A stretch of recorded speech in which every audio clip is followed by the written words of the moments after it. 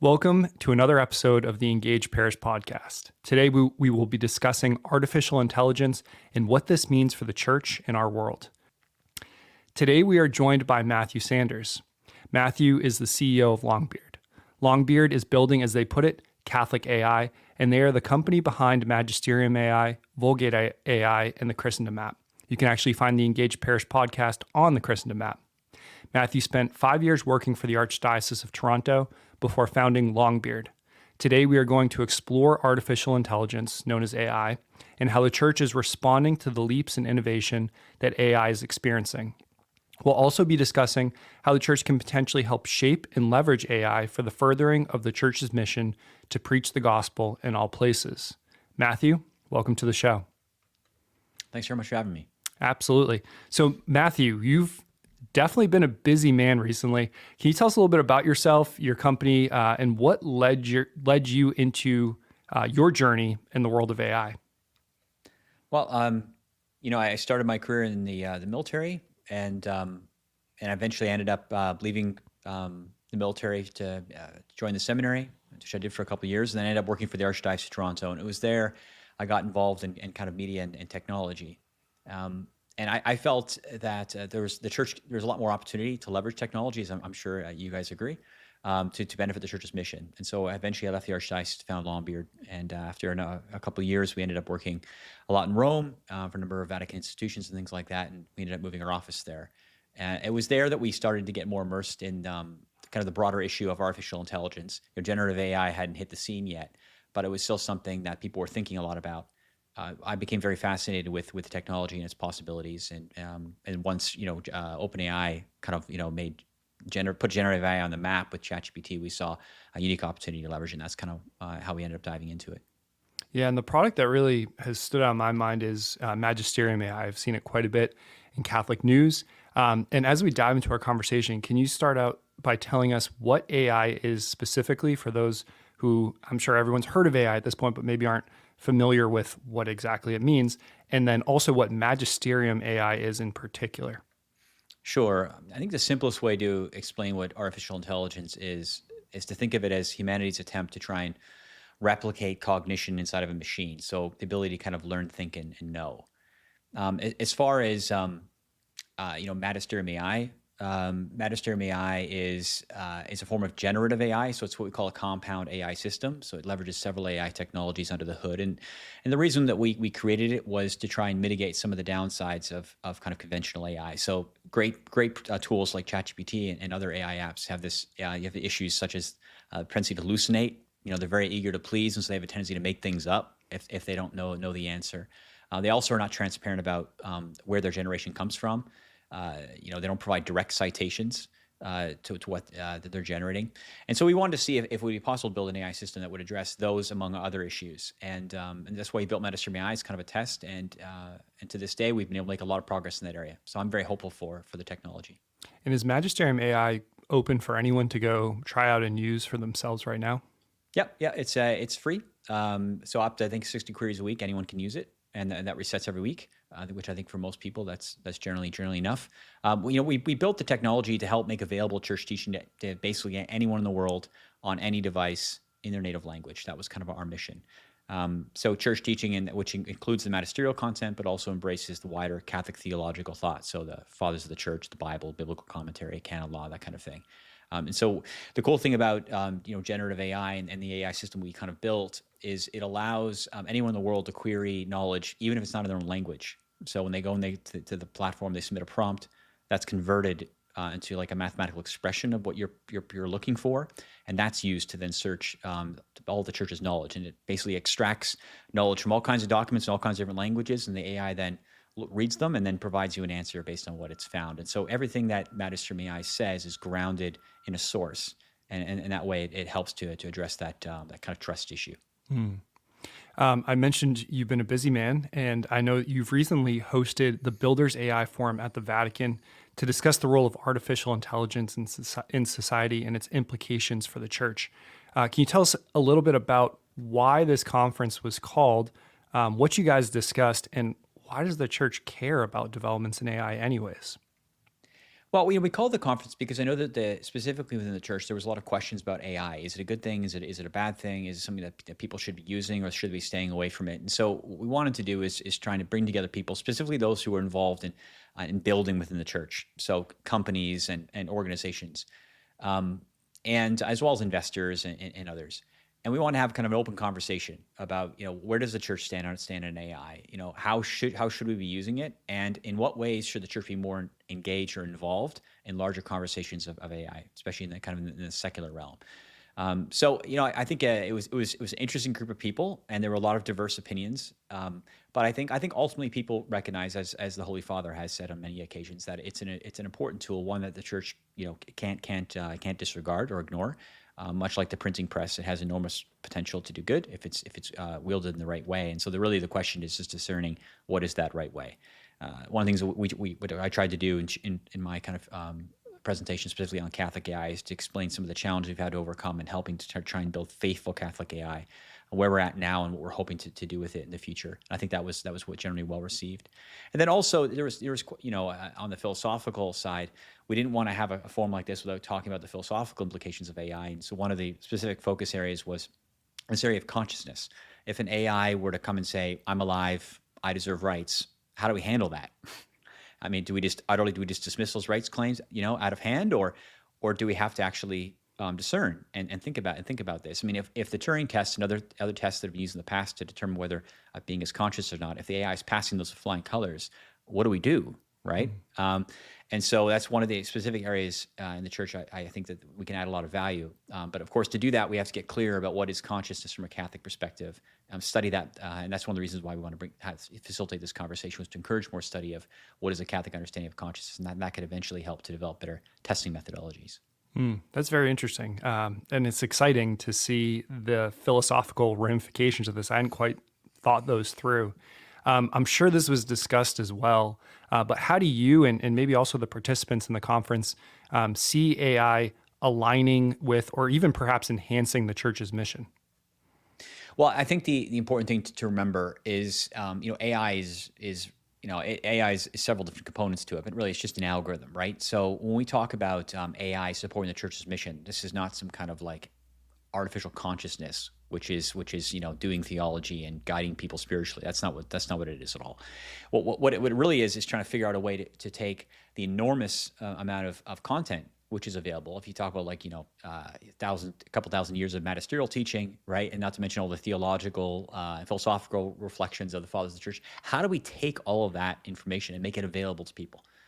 And that's really what the Catholic Church's approach to AI really consists of for the most part. Now, there's several other applications of it. I can talk about Vulgate AI and stuff, but for the most part, it's trying to figure out how do we take how the Spirit is communicated through people, and through their writings and through what they've said, and how do we make that available to people? So that's really what the project is about. Is really just trying to make sure that everyone has at their fingertips that which they need to kind of think through these moral and spiritual questions. Could you go through that? It just hit me, the difference between Magisterium AI and Vulgate AI. Sure.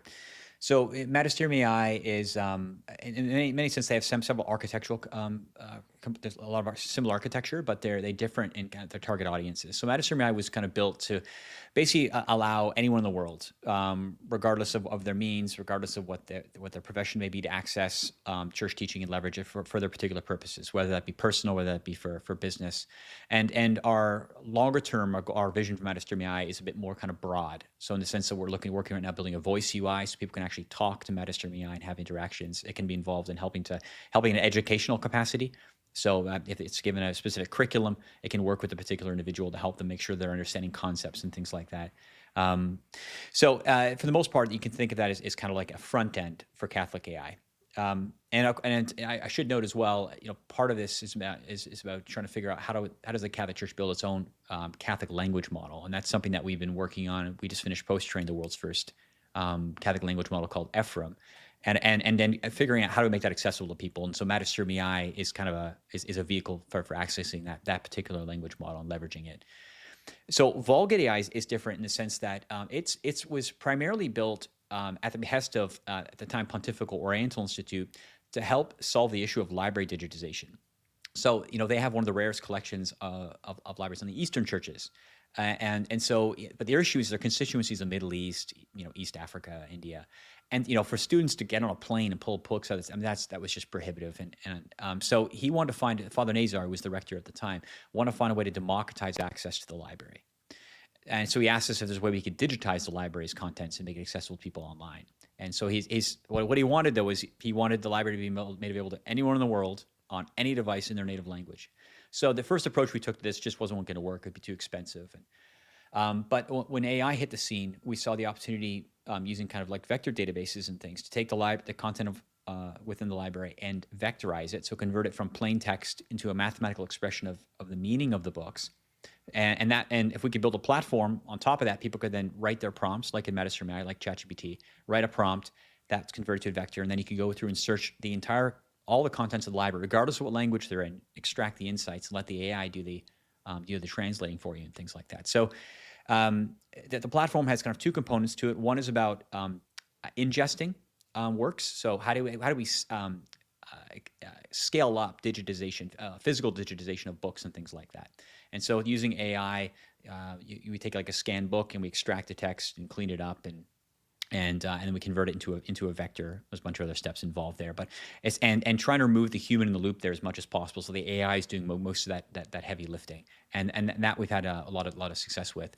And then the other part is just basically providing a UI for people to leverage keyword search and we call neural semantic search, which is similar to how Google works. When you submit a query, like for instance, what is the stock price, for Apple?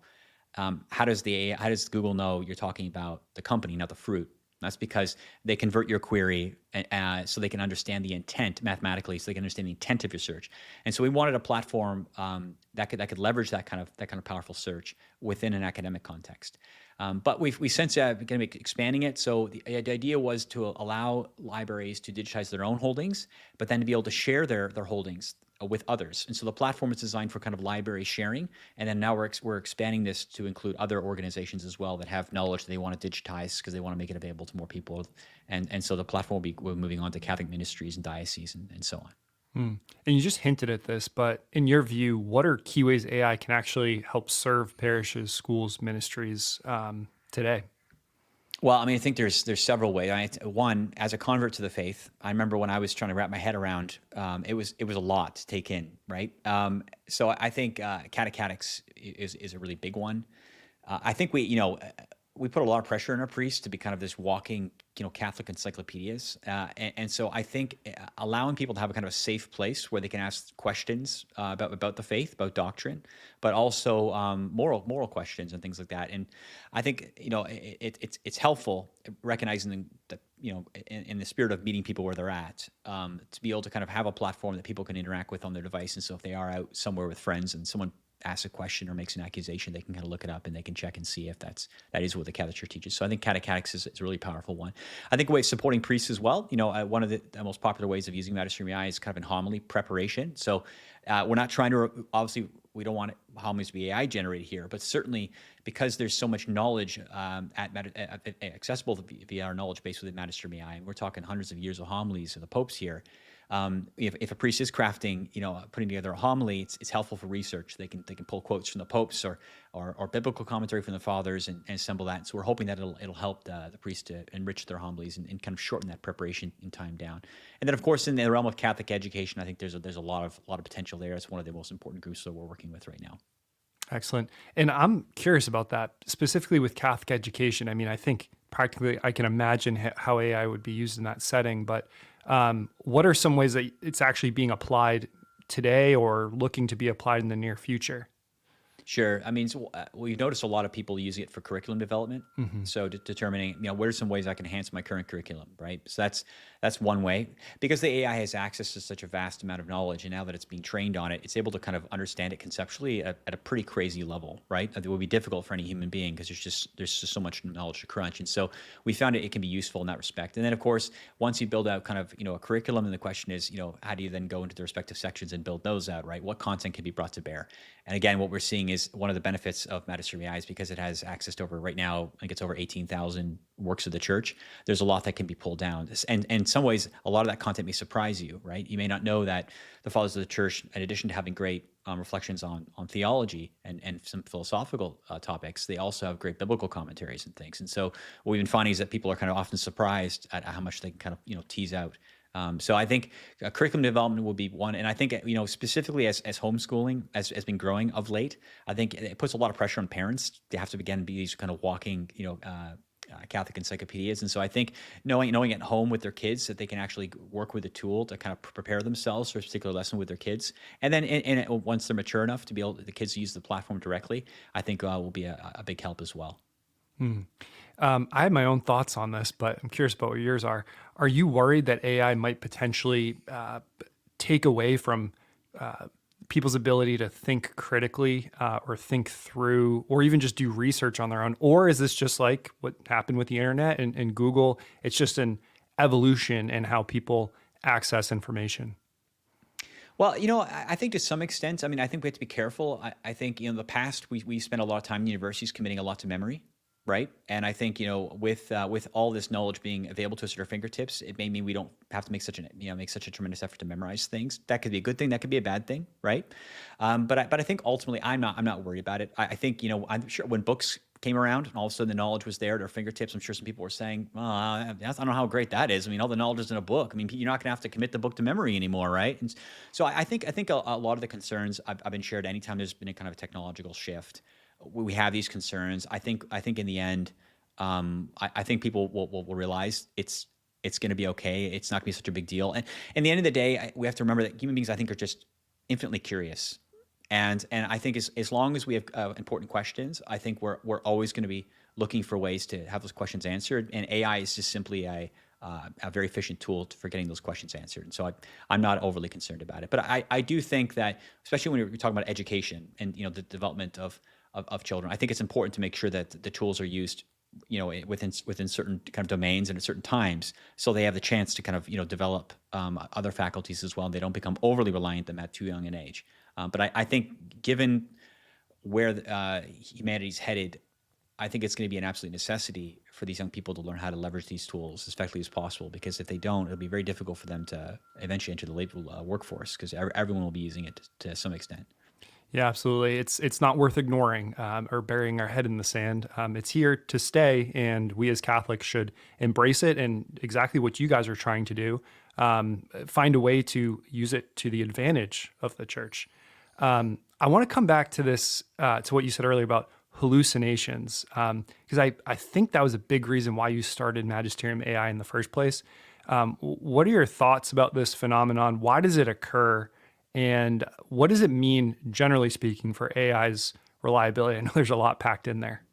Yeah, no problem. I mean, like I said, so hallucinations are basically when you ask an AI a question, and for whatever reason, it doesn't feel like it has it can't access a correct answer, and so what it ends up doing is it kind of makes up an answer, which sounds convincing, but it's actually not factual, right? And so this is the issue with kind of AI to date is how can you know if what it's saying is true?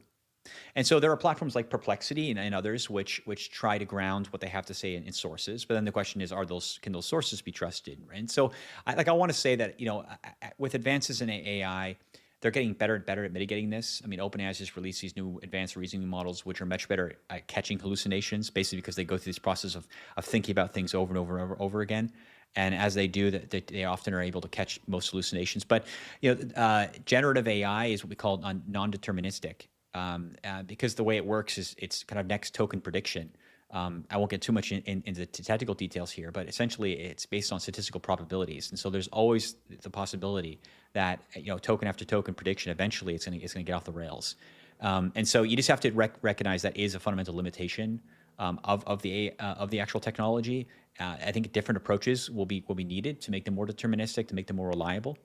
But what we found within our company, working on things like guardrails, so teaching the AI to follow certain instructions, like don't make things up, and to ensure that the AI has access to it as much knowledge as possible, so it never has to go to its own training data to answer something.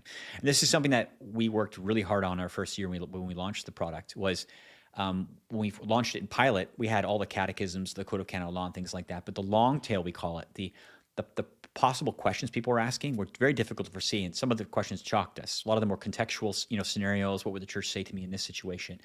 And we realized that the knowledge we had wasn't nearly sufficient. So we spent basically a year digitizing basically all Catholic knowledge which is available online, which was a heavy lift. But we realized the more church teaching we gave it, the more official context we gave it, the better the AI came at answering questions. And namely because when someone asked a question, it was able to find some kind of document which spoke directly to that, and it would ground what it says back to the persons in that document, and that kind of keeps it on specific rails. And so there's always a challenge. It's never perfect, but we found basically to date, hallucinations have been not entirely mitigated, but we think we successfully mitigated them for the vast majority of users and queries. In your opinion, should AI development, even where it stands today, be more tightly controlled? And do you have any ideas of safeguards or standards that you'd like to see implemented, or even that you think are necessary? And I would say, especially when used in areas pertaining to the church and ministry. I am concerned about AI in the same way Elon Musk and others are concerned about AI, in the sense it's an incredibly powerful technology which gets smarter and smarter and smarter, every month. And I do think it being such a powerful tool, it has to be very carefully, controlled to some extent. At the same time, I also worry about the centralization of that control, among a few companies or particular governments, right? We've already seen this in example, and I don't want to pick on Google too much here, but Google's Gemini product, when it came out, the safety rails that were in it were many accused of being quite woke, right? And so because of that, we had issues when we were testing Google's Gemini initially for Magisterium AI. Is it just refused to answer certain church teaching because it considered it like hate speech, and so that was quite striking. So it's important to recognize that the larger models, the frontier models we call them, that are out there, they're not neutral. I mean, they're biased because they're trained on human data, right? And that human data often has biases in it. So that's something that you have to keep in mind. I think one of the best ways of kind of mitigating that is to try as much as possible to leverage AI tools which try and ground what they say in sources which you can check and verify. So I'm a big fan of Perplexity, for instance, because everything it says is grounded in a source which you can then look into. Now, it's not always necessarily in line, but the point is, I like that it's making that effort. Same thing, Magisterium AI's approach is, let's ground everything that we're saying within a source. So overall, I'm very bullish. I think AI is going to be very transformative. I think it will usher in kind of a new era of abundance. But it's going to take some. What I'm really hoping is that the church will be very involved in these conversations, because I don't think the answer is to allow, to basically make it impossible for the frontier AI to make it into the open source and just let the few companies control it and the governments are in charge of regulating that. I have concerns about that.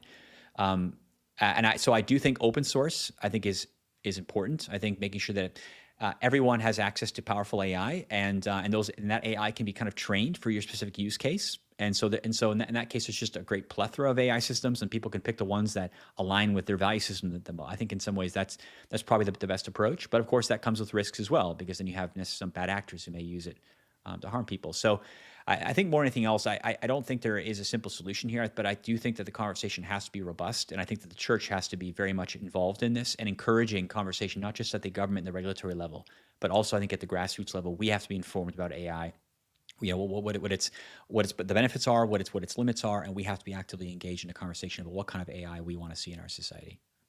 Do you think that, and you just sort of alluded to this, but do you think that we are going to move in this direction of having particular AI tools instead of these general ones, ChatGPT, Google Gemini, and perhaps I'm also just speaking from a point of ignorance here, but do you think there'll be more of these specific tools based on a specific need, or, in this case, what you've done with Magisterium AI, the teachings of the Catholic Church? Do you think we're trending in that direction? Yeah, I think it's both and. I think what we call that tool AI. So I think that the big tech companies are all chasing AGI, artificial general intelligence, which is basically an AI which has the ability to generalize its knowledge into a whole bunch of different domains, kind of like how a human can use its intelligence to do all kinds of different things. They're trying to build an AI system which has the same capabilities, and that kind of fixation on that goal means, for the most part, that they're fairly preoccupied. With achieving technological breakthroughs, which will ultimately lead to that, because they know that that's going to be a big prize. But I do think that leaves there's a lot of opportunities for tool AI. Matterstream AI is a form of tool AI. It's the application of AI to a particular use case, and I do expect there'll be a very large proliferation of that. And that's one of the reasons why I'm a big fan of open source AI. I think allowing people to take a good AI system and then to tweak it, to fine tune it for their own purposes is powerful. I frankly, I wouldn't want to live in a world where 5 companies have all the leading AIs and basically they're powering all AI applications. I think that's a little bit disturbing. And frankly, I don't think the AI companies themselves would embrace that kind of future.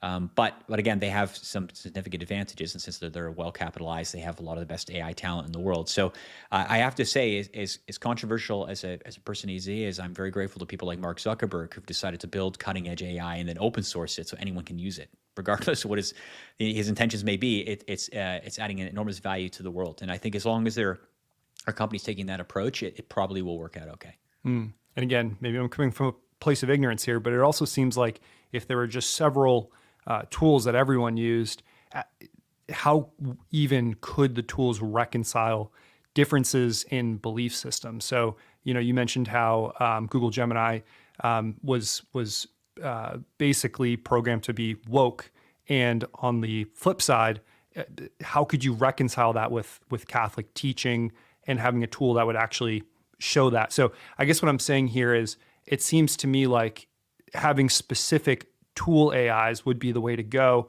because a general AI wouldn't be able to reconcile all these different worldviews anyways. Yeah, I think that's absolutely correct, Mike. I mean, I think we can't put all of our trust in a few huge AI systems which are controlled by a few companies, and the reason for that is being faithful. Let's just say in the area of let's say Catholic teaching, it takes a lot of effort. And so you have to train the model to be faithful, and then you have to do post training on it, right? And so these companies are not going to prioritize that. And now, in time, the AIs, as they get more and more intelligent, they have access to more and more knowledge. They may get more and more capable of representing church teaching accurately, and I fully expect that they will.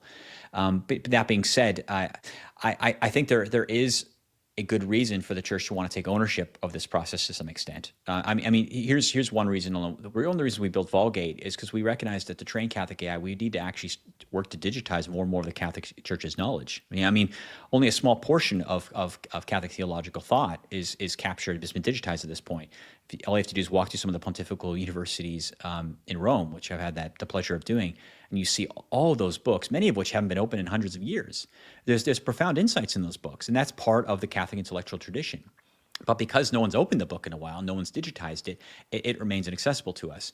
And the Catholic data set right now is so small, you couldn't train a powerful AI on it alone. So we need to expand that data set, and that's one of the reasons why we built Vulgate, is to do that.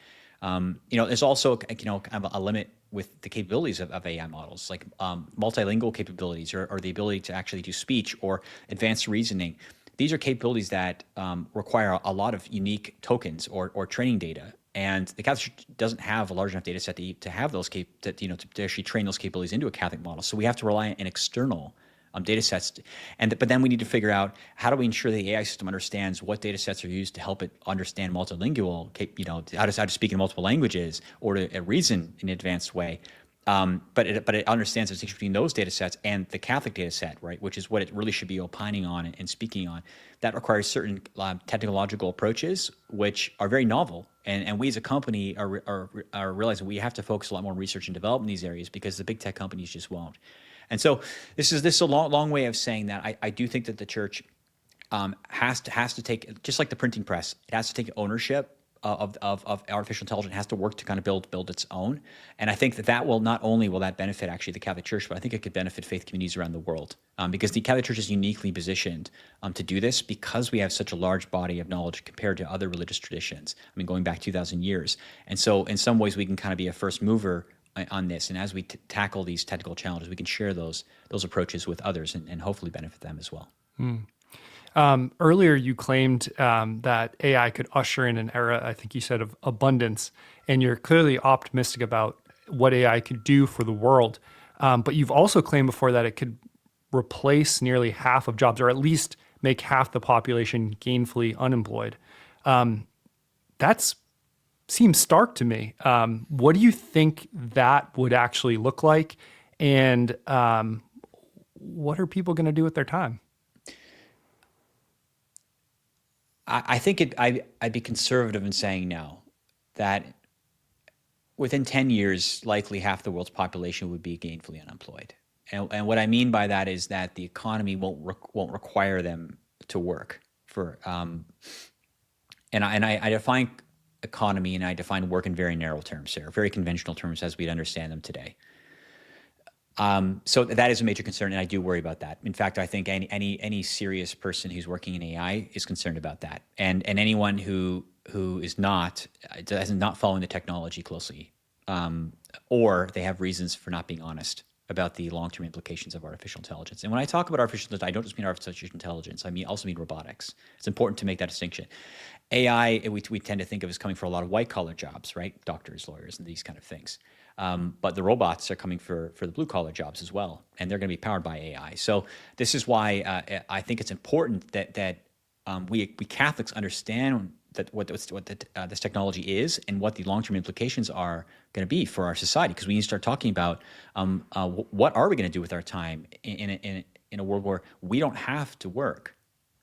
And let me speak very briefly before I talk about that specifically, the role I think that the church could play in that future, and just also reflect a little bit about the superabundance.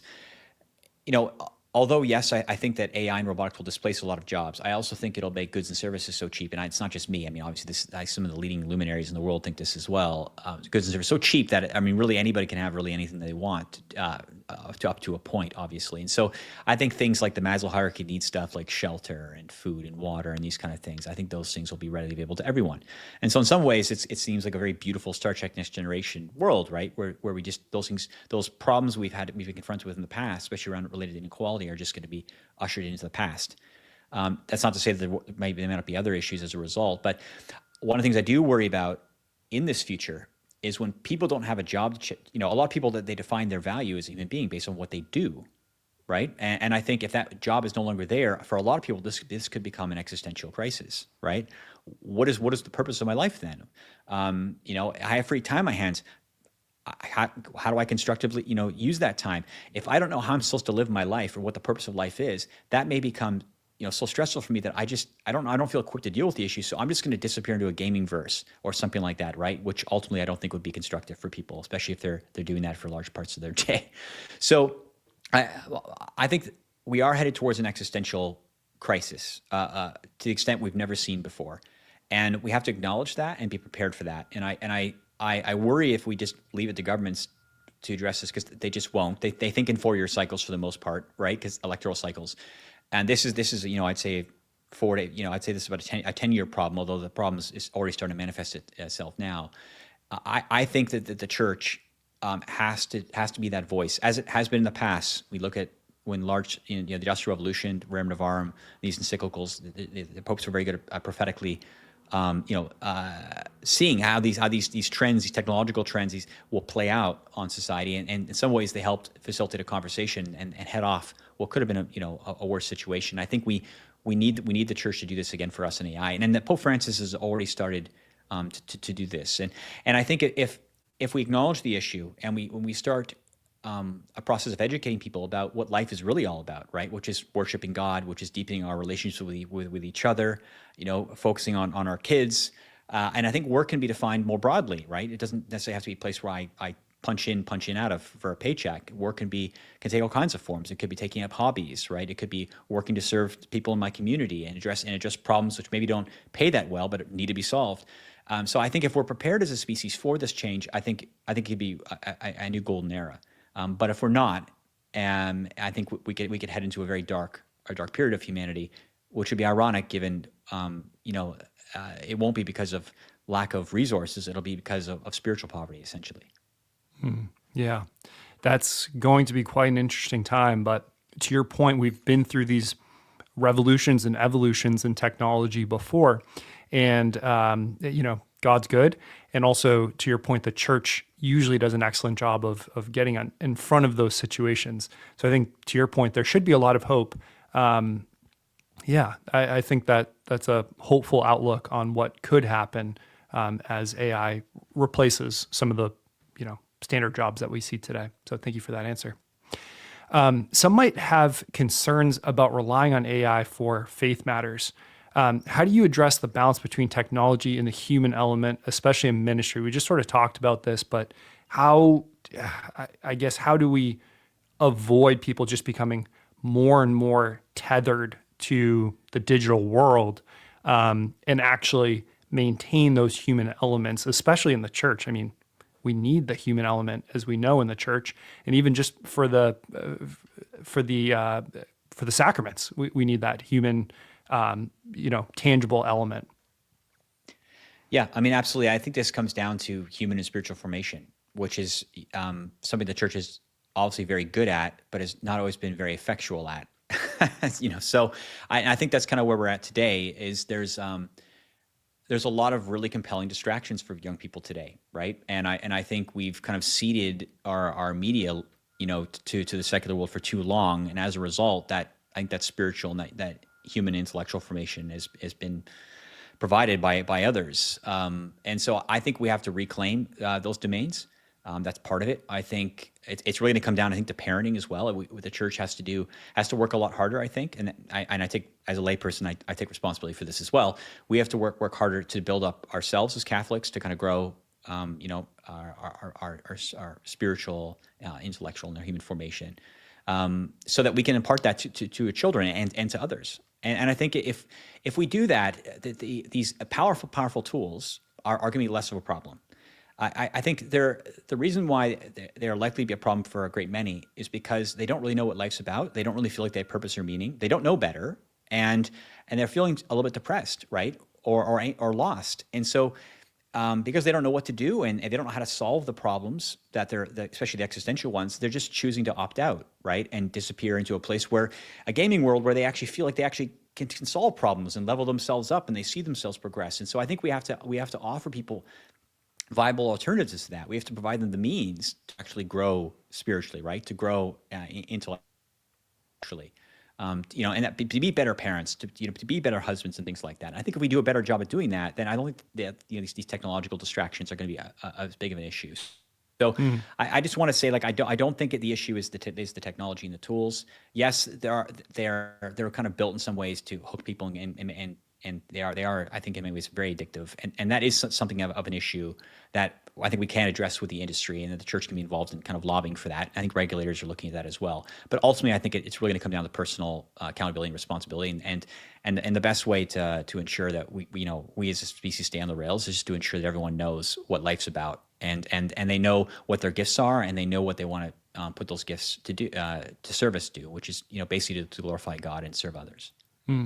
Do you think we'll see a rediscovery or an explosion in the arts with AI sort of, replacing our jobs, or people that want to put their children on that path of not getting sucked into the digital world, but doing something that still, obviously helps their creative needs and desires? Do you think we'll see an explosion in the arts based on this? Yeah, 100%. I mean, I'm really excited about this future because many of the things that I don't feel like I have time for, I may actually have time for. I mean, and not just, the arts, but being able to actually go and grow something in the backyard for a change, right? There are a lot of things I think that we rely on civilization to deliver to us, like, our food supply, right? Or even how we go about generating energy. These are all things. And I think if we have more time in our hands, these are things we may be able to actually do ourselves. And so in some ways, this is, I think, can really empower subsidiarity at some level. So I'm really excited about that. I also think that even from a theological and philosophical perspective, I think the reason why we have the Platos and the Aristotles is because, quite frankly, they weren't hunting all the time, right? They had time to sit around and think. And I think this could lead to a new boom of philosophical and theological insight, right? People have time to pray, to think, and I think this is good. And again, this is something that only human beings can uniquely do. AIs may be able to very effectively query the theological and philosophical reflection of the past, which is in books and things like that, and make it available to us, and that can help us. But in the end of the day, God speaks to human beings through human beings, right? So if we want to do theology, if we want to do philosophy, if we want original signal, as we say in the AI world, well, it's gonna mean that we're gonna have to take the time to actually do it, because the AI is not gonna be doing theology and philosophy. It'll simply be a tool which will be help people and hopefully supercharge the ability to actually think critically about these theological and philosophical topics. So we have a lot of parish staff, parish leaders, diocesan leaders, ministry leaders who listen to this podcast. Perhaps some of them are curious but hesitant. And you mentioned how important it is for the church to really understand and be a voice when it comes to the development and the use of AI. For these Catholic leaders, where would you recommend they start exploring AI? And are there good sources that you can give them where they can actually pay attention to the conversation and how things are moving? Yeah, I would say for those who are listening, who have never really interacted directly with an AI tool, recognizing, of course, AI is under the hood of almost any technological product you're dealing with, but have never directly interacted with it, I would say a good tool to start with would probably be Perplexity AI. And the reason I suggest that is it's like ChatGPT. It's powered by large language models, but it also is a web search browser, and it was built to try and provide honest answers. And what I mean by that is that everything it says is grounded in some kind of source, right? And I mean like it's just transparent about where the answers come from. And so I think Perplexity is a good place to start, because when you ask a question, it will not only answer your question, but it'll tell you where it got that information from. And I would say Magisterium AI within the Catholic domain would make sense as well for basically the exact same reason. And I think the nice thing about once you find a platform like Perplexity that you like, you can start bringing all kinds of questions about things like artificial intelligence, the philosophical consequences of it, how should I use it in the classroom. These are all questions you can then bring to the AI product, and it will go and do the research for you and help. The other point I'll just make, for the teachers and the catechists and things like that, is just to recognize that the world right now is already changing because of AI. And I know that you feel this already, but companies like Google are already starting to lay off engineers because AI is doing this work now. I just gave a talk with a bunch of high school students who are very soon going to be graduating, in a few years, and they some of the questions were quite, I think, striking. I mean, they were wondering, am I going to have a job when I graduate? Right? I mean, what industry can I get a job in? If AI and robotics are going to be doing most of the work, I mean, like, what should I be specializing in now? And that was a very, very difficult questions to deal with. And basically what my answer was to them is, yes, the labor market is going to be much more competitive. I mean, as these big companies start laying off employees, right? These are employees who have been in the workspace for, maybe up to 10 years, right?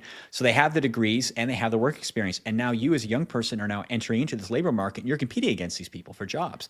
It's extremely difficult. And so I encourage them as much as possible to recognize that they're going to have to be figuring out every way they can to leverage AI tools, to augment their own capabilities with AI tools to increase their capabilities.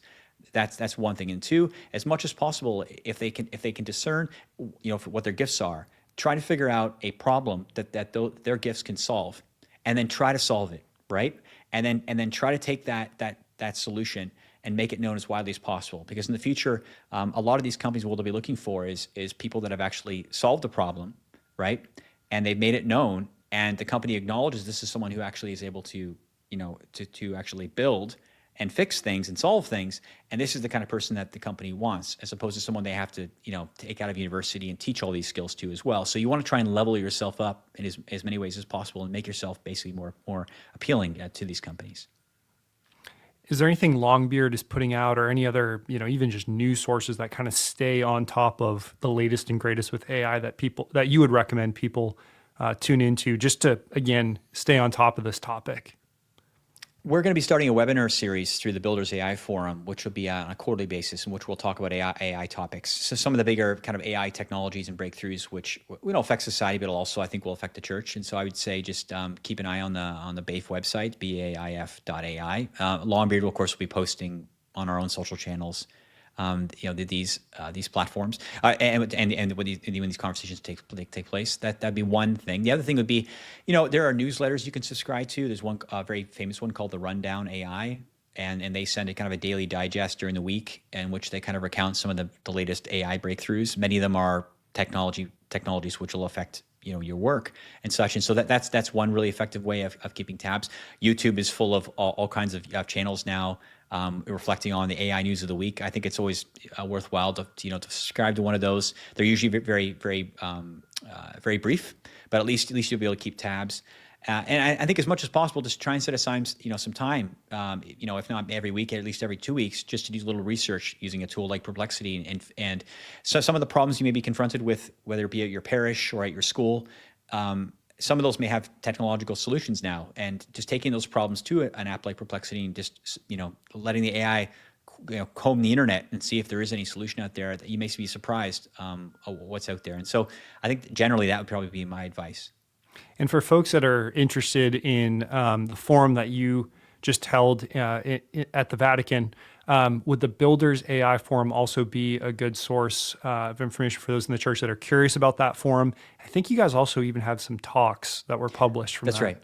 Yeah. So the Builders AI Forum, which took place a few weeks ago at the Vatican, all the keynotes addresses and the panel conversations are all on the website. So if you're curious to see what that conversation consisted of, again, part of it was focused on talking about AI generally and where it's headed in society. How do we feel about this as Catholics? Part of it was talking about specifically around Catholic AI and where it's at now and where we want to take it. And the other part was on the kind of the philosophical dimensions of it. If any of those particular topics are of interest to you, you'll find talks on that. And we'll continue to do the Builders AI Forum hopefully on an annual basis. And as I say, we'll try to have webinars which will be open to the public, so people can join those conversations and ask questions live, and we'll try and field as many of those questions as we can. Excellent. You've given us a lot of insights today, Matthew, so I want to thank you for that. Now, if there's one takeaway about AI and its future role in the church that you'd want to leave our viewers with, what would that one takeaway be? It'd probably be an insight from Pope Francis. I mean, in the end, AI is a tool, right? And so it happens to be a very powerful tool, but like any tool, it can be used for good, it can be used for harm. And so I think this tool is here to stay, and I think it's on us to ensure, all of us, to ensure that the tool is being used, to benefit all of humanity. And so that means taking an active interest in getting engaged around the conversations around AI. And so I just encourage you, whether it be at your parish or at your school or even in the political domain, to be educating yourself on the technology and trying as much as possible to ask really tough questions and ensuring that the tool is being used to accelerate human flourishing. Excellent. And you just gave us a few resources, but is there anywhere else our listeners can go to learn about you, to learn more about you and your work? Yeah, I mean, I suppose you could check out our website, longbeard.com. We're not as active on social media as we'd like to be, but we have some important innovations in the realm of AI we'll be speaking about soon. And and I should note that Magisterium AI, we just built an API, and this will allow anyone in the world to build on top of our AI system. So if you're looking to leverage AI, but you don't want to figure out like how to mitigate hallucinations and how to make sure the AI is faithful, and you don't want to go and digitize all of church's knowledge, if you're looking for a simple way, then you could take a look at leveraging our APIs. Our mission as a company is to help build and accelerate AI adoption in the church. And so what we're hoping is that the innovations that we make, the breakthroughs, will end up benefiting anybody who's trying to use Catholic AI in the church. Excellent. You guys are actually practicing what you preach with making it open source. So thank you for that, Matthew. Well, Matthew, once again, thank you so much for your time today. This is extremely insightful. You've given us a lot to think about, and we'll probably talk to you again in the near future as AI just continues to rapidly advance. Thank you so much for the work you do. Thank you for your service to the church, and thank you for being here with us today. Thank you for having me. Absolutely. God bless.